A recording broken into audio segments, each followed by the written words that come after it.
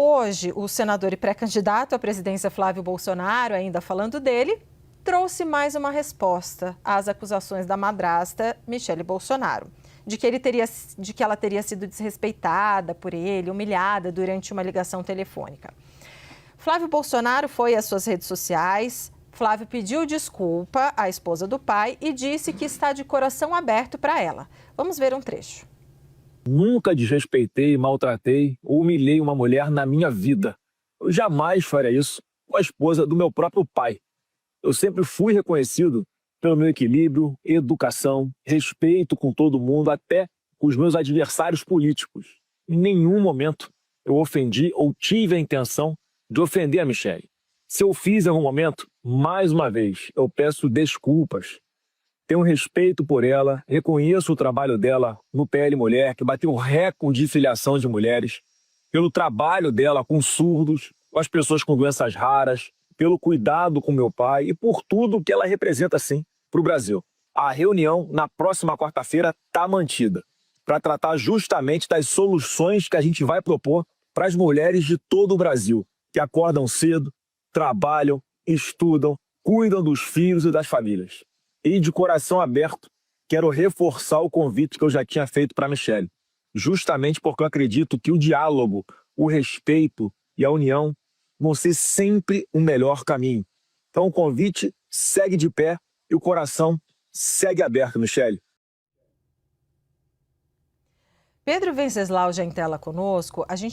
Eu sei que você tem uma apuração outras apurações, mas deixa eu repercutir essa fala, porque hoje parece que os dois o Flávio não, porque ele não tinha se manifestado exatamente, mas ele faz um gesto público ali para Michele e até ele reforça o que a gente vem falando, essa questão de o quão importante é ele mostrar, ele passar a mensagem de que ele não é misógino, né? Que não humilha mulheres, pai, eu sou casado, pai de 2 meninas, etc. Então, queria que você trouxesse só uma análise, Pedro, desse vídeo de Flávio Bolsonaro e os gestos que ele faz para Michele.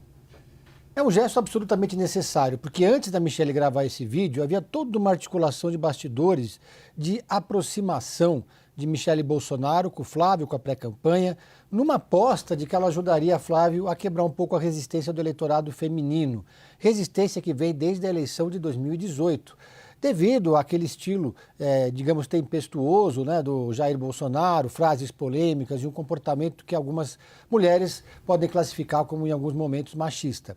Então, o Flávio Bolsonaro vem numa estratégia de desconstrução daquele espírito mais radical do bolsonarismo, que resvala numa resistência do voto feminino, que é um voto que o presidente Lula também tenta atrair para o seu lado. É um voto, geralmente, que ele demora mais para ser consolidado. A mulher, ela avalia muito antes de decidir o voto, as pesquisas mostram isso. A mulher também tem uma influência muito grande sobre a família na hora de definir em quem vai votar. E, portanto, é um eleitorado que exige uma ação especial dentro da pré-campanha no que se refere à comunicação. E aí esse vídeo da Michele, que surpreendeu os bolsonaristas, acabou implodindo essa estratégia de aproximação do Flávio Bolsonaro e aí revelando que algo que a gente já sabia que acontecia nos bastidores há muito tempo, né? Então, vamos para a sua apuração, que eu acho que a gente já embica para ela com essa conclusão, porque você conversou com várias pessoas do PL e eles estimaram para você como deve ser o impacto na família de Bolsonaro depois desse vídeo. Olha, para a gente ter uma ideia do cenário, é importante nessas horas conversar não só com fontes do PL, mas também integrantes da pré-campanha, pessoas próximas do Flávio, gente que apita ali no quartel-general dele.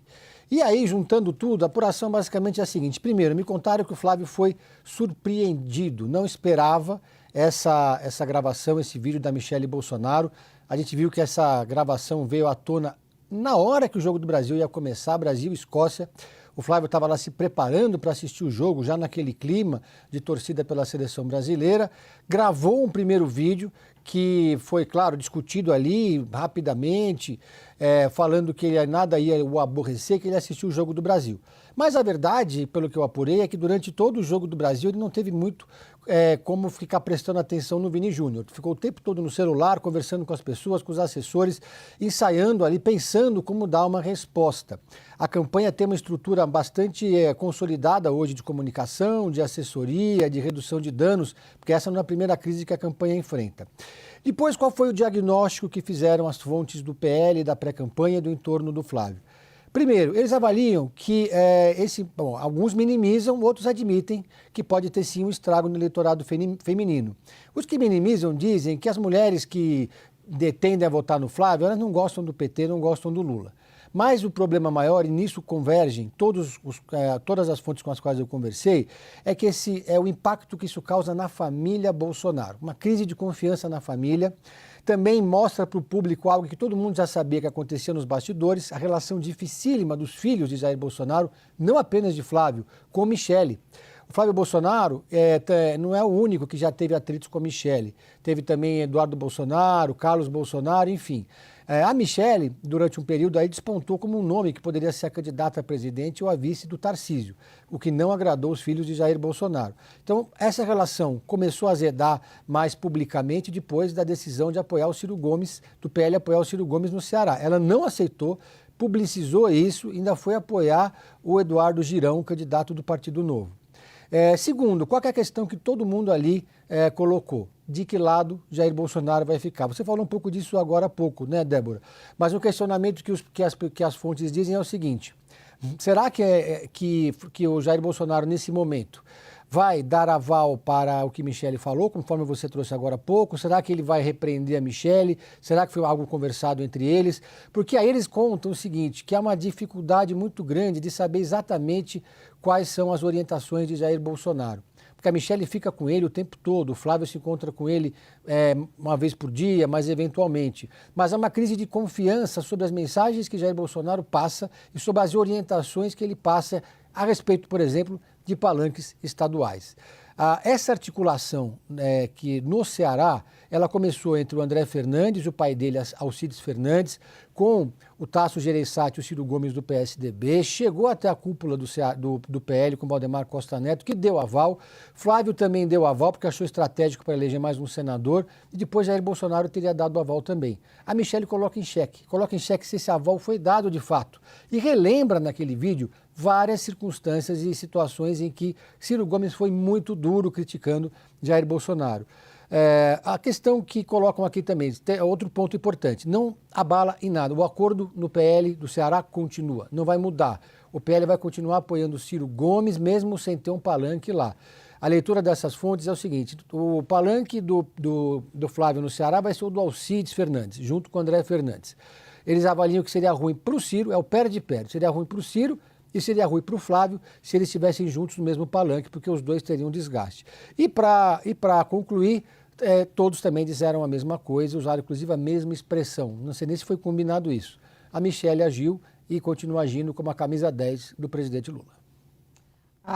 Essa ironia agiu, assim como dizem que Eduardo Bolsonaro também era o camisa 10 e do outro lado a direita falava que a Janja era a camisa 10 do PL, da direita, enfim. É interessante, né? Porque a gente está falando aqui, casos de família, né? Mas isso aqui, gente, isso aqui é eleição. Isso aqui impacta diretamente na eleição. A gente está falando de uma fissura na pré-campanha. E aí ela diz, ele pediu minha opinião, ele pediu, quer dizer, eles querem meu apoio, mas ele não falou que não me humilhou?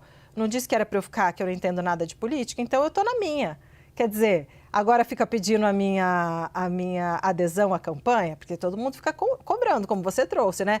A Michele não vai se engajar, na campanha do Flávio, não vai pedir votos para o Flávio. E aí ela falou, minha opinião não era importante, a minha opinião, eu devia ficar fora da política porque eu não entendo nada, por que agora vocês querem minha ajuda? Então isso, gente, campanha eleitoral, é muito importante que você vê um racha no núcleo e na família, confusão, mas assim, eu acho que os dois perceberam que ficou muito ruim, Flávio pediu desculpa, vamos ver a seguir cenas dos próximos capítulos.